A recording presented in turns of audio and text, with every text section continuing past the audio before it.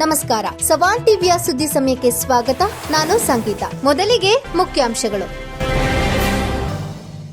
ಅತಿ ವೇಗದಲ್ಲಿ ವಾಹನ ಚಲಾಯಿಸಿದರೆ ಎಫ್ಐಆರ್. ವಾಹನ ಚಾಲಕರೇ ಎಚ್ಚರಿಕೆ. ವೇಗವಾಗಿ ಹೋದರೆ ಬೀಳುತ್ತೆ ಕೇಸ್. ಹೃದಯಾಘಾತಕ್ಕೆ ಕರ್ನಾಟಕದ ಯೋಧನ ಬಲಿ. ಕಬ್ಬಲಿಯಾದ ಯೋಧನ ಕುಟುಂಬ. ಜಮೀನಿನಲ್ಲಿ ವಿದ್ಯುತ್ ತಂತಿ ತುಳಿದು ಯುವಕನ ಸಾವು. ಗ್ರಾಮಸ್ಥರ ಮನವಿಗೆ ಸ್ಪಂದಿಸಿದ ಚೆಸ್ಕಾಂ. ತಾಯಿಗೆ ಪುತ್ರನಿಂದ ಯಕೃದ್ದಾನ. ತಾಯಿಯ ಬಾಳಿಗೆ ಬೆಳಕಾದ ಮಗ. ಈಗ ಸುದ್ದಿಗಳ ವಿವರ. ಮಂಡ್ಯ ಜಿಲ್ಲೆ ಮಳವಳ್ಳಿ ತಾಲೂಕಿನ ಪ್ರವಾಸಿಧಾಮ ಮುತ್ತತ್ತಿ ತಾಣದ ಸುತ್ತಮುತ್ತ ನಿಷೇಧಾಜ್ಞೆ ಜಾರಿಗೊಳಿಸಿ ತಹಶೀಲ್ದಾರ್ ಆದೇಶಿಸಿದ್ದಾರೆ. ಕಾವೇರಿ ಜಲಾನಯನ ಪ್ರದೇಶದಲ್ಲಿ ಸುರಿಯುತ್ತಿರುವ ಧಾರಾಕಾರ ಮಳೆಯ ಹಿನ್ನೆಲೆಯಲ್ಲಿ ತಹಶೀಲ್ದಾರ್ ಕೆಎನ್ ಲೋಕೇಶ್ ಈ ಆದೇಶ ಹೊರಡಿಸಿದ್ದಾರೆ. ತಾಲೂಕಿನ ಅಲಗೂರು ಹೋಬಳಿಯ ಮುತ್ತತ್ತಿ ರಸ್ತೆಯ ಗಾಣಾಳು ಜಲಪಾತದ ಬಳಿ ಪ್ರವಾಸಿಗರು ಹೆಚ್ಚಿನ ಸಂಖ್ಯೆಯಲ್ಲಿ ಬರುತ್ತಿದ್ದು 50,000 ಕ್ಯೂಸೆಕ್ವರೆಗೂ ನೀರು ಬಿಡುತ್ತಿರುವ ಕಾರಣ ನಿರ್ಬಂಧ ಹೇರುವುದಾಗಿ ಹೇಳಿದ್ದಾರೆ. ಈಗಾಗಲೇ ಮುತ್ತತ್ತಿ ಬಳಿಯ ಕಾವೇರಿ ನದಿಯಲ್ಲಿ 30 ಮಂದಿ ಮೃತಪಟ್ಟಿರುವ ಬಗ್ಗೆ ವರದಿಗಳಾಗಿವೆ. ಕಾವೇರಿ ನದಿ ದಂಡೆಯಲ್ಲಿ ಬರುವ ಪ್ರವಾಸಿ ತಾಣಗಳಿಗೆ ಪೊಲೀಸ್ ಮತ್ತು ಗೃಹ ರಕ್ಷಕ ಸಿಬ್ಬಂದಿಗಳನ್ನು ನಿಯೋಜಿಸಲಾಗಿದೆ ಎಂದು ಪೊಲೀಸರು ತಿಳಿಸಿದ್ದಾರೆ.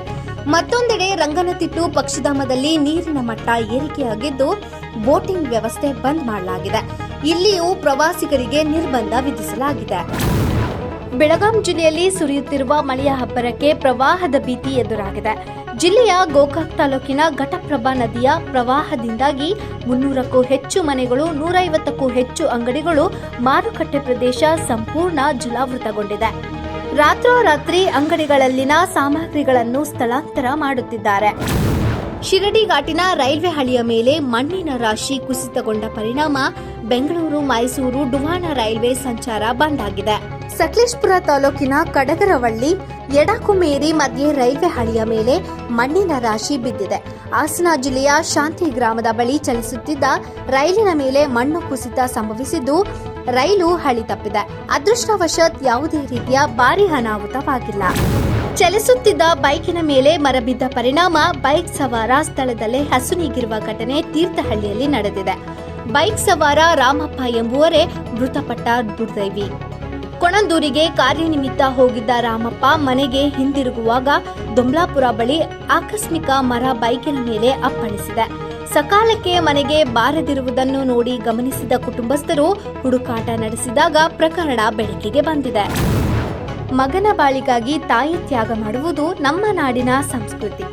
ಆದರೆ ಮಗನೇ ತನ್ನ ತಾಯಿಯ ಬಾಳ್ವೆಗಾಗಿ ದಾನ ಮಾಡುವುದೆಂದರೆ ಇಂತಹ ದೃಷ್ಟಾಂತವೊಂದು ಹಾಸನದಲ್ಲಿ ನಡೆದಿದೆ.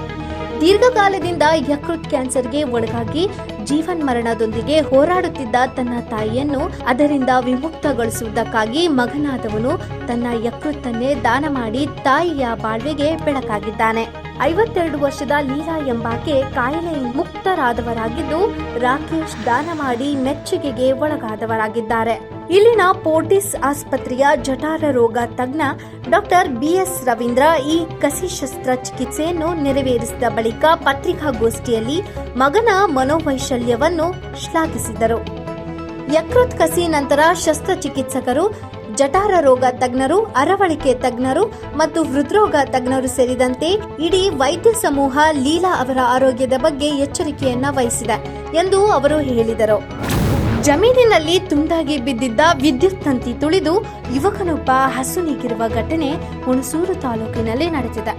ತಾಲೂಕಿನ ಗಾವಡಿಗೆರೆ ಹೋಬಳಿಯ ಮಂಚಬಾಯಿನಹಳ್ಳಿ ನಿವಾಸಿ 18 ವರ್ಷದ ಯುವಕ ಮಂಚನಾಯಕ ಎಂಬಾತನೇ ಮೃತಪಟ್ಟ ದುರ್ದೈವಿ. ತಂದೆ ತಾಯಿಯನ್ನು ಕಳೆದುಕೊಂಡಿದ್ದ ಈತ ಬಹಳ ವರ್ಷಗಳಿಂದ ತಾತನ ಆಶ್ರಯದಲ್ಲಿ ಬೆಳೆದಿತ್ತು. ಇದೀಗ ಆ ಕುಟುಂಬದ ಜೀವನ ನಿರ್ವಹಣೆಗೆ ಆಧಾರವಾಗಿದ್ದನು.